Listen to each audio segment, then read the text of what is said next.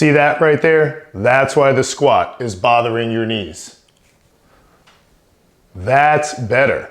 Same weight, same squat, but now the load is going where it should, and the fix is easier than most men think.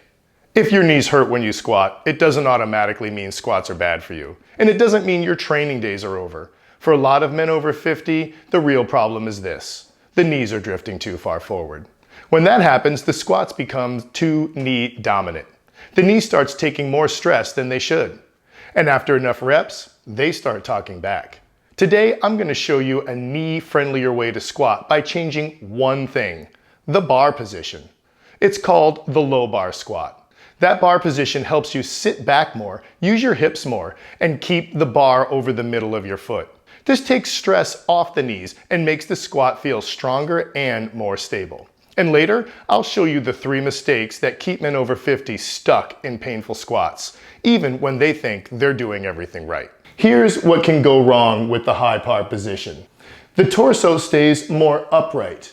The knees drift too far forward, and now the hips do less of the work. The squat shifts more stress to the knees than it should. This is where a lot of men over 50 start feeling knee pain. Don't blame your age, and don't think it's just weakness. A lot of times, the pattern is off. Here's the simple way to think about it. A good squat shares the load throughout the body. But when the knees keep drifting forward, they start doing more than their share. That's where a lot of men get frustrated. They think the answer is to give up squatting, but you don't need to stop. You need to distribute the load better. Here's how the hips get more involved. The bar is lower across your upper back. The knees stay more over the feet, and the shins stay more vertical. Hips sit back more, and the torso leans more forward. Now the hips can do their job, and the knees don't have to carry the whole lift. That's the key. The low bar position changes the shape of the squat. It lets your hips work harder and takes the stress off of the knees. Here's the setup. Set the bar across the rear delts, just below the upper traps. Use a secure thumb over grip and pull the elbows back. Keep the chest proud so the bar stays locked in. Now, here's the cue. Sit your hips back like you're reaching for a chair. Let your torso lean forward naturally so the bar stays over your midfoot. The knees bend, but they don't keep sliding forward, and the hips crease more than the knees bend. Your thighs come down to about parallel or just below while keeping the spine straight. Then drive the bar up by pushing your feet into the floor and your shoulders back into the bar. The hip is a deep ball and socket joint with thick ligaments. It's built for strength and stability. The knee is a shallow hinge joint with smaller ligaments. It's built for speed and mobility. Think on this. How many knee injuries do you see compared to hip injuries in professional sports? It's important we give the heaviest load to the hips and let the knees play the supporting role. On the left, the knees drift forward, the torso stays more upright, and the squat becomes knee heavy. On the right, the hips move back, the torso leans forward, and the hips take more of the load. The rep on the left irritates the knees. The rep on the right is stronger, more stable, and more hip driven. Here's the setup. Set the bar across the rear delts, just below the upper traps. Use a secure thumb over grip and pull the elbows back. Keep the chest proud so the bar stays locked in. Now, here's the cue. Sit your hips back like you're reaching for a chair. Let your torso lean forward naturally so the bar stays over your midfoot.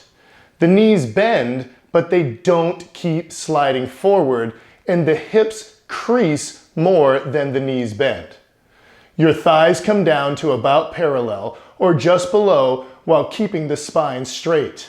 Then drive the bar up by pushing your feet into the floor and your shoulders back into the bar.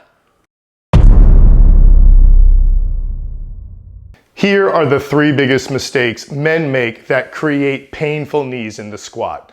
Mistake number 1, the bar drifts too far forward. When this happens, the bar goes forward in front of the feet. This forces the knees forward and makes them work much harder. You'll feel the shift of the weight go to the balls and toes of your feet. To fix this, bring the weight back on your heels, which brings the bar back over mid-foot to drive back on up. Mistake number 2, cutting the squat too high.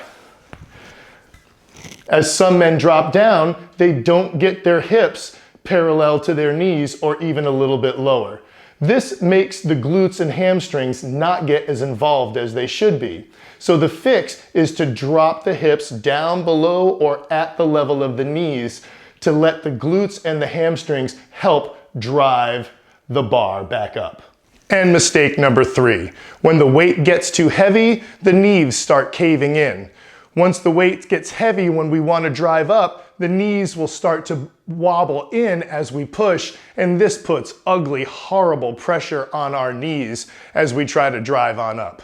The fix is to lighten the weight and check our ego. And as we're driving on up, push our knees outward to keep them in line with our feet and the pressure stable. After 50, the goal is not to just squat today. The goal is to still be squatting years from now. So remember this, if your knees hurt when you squat, don't blame your age or your knees. Check the pattern. If your knees are drifting too far forward, the low bar squat may be the fix. Bar across the rear delts, sit back, knees over feet, bar over midfoot. This lets the hips do the lion's share. That's how men over 50 stay confident, capable, and dangerous in their second 50 years. With strong legs, strong hips, healthier knees, and training you can trust. Most men never fix this leak. You will. And remember, most men fade. But you're not most men.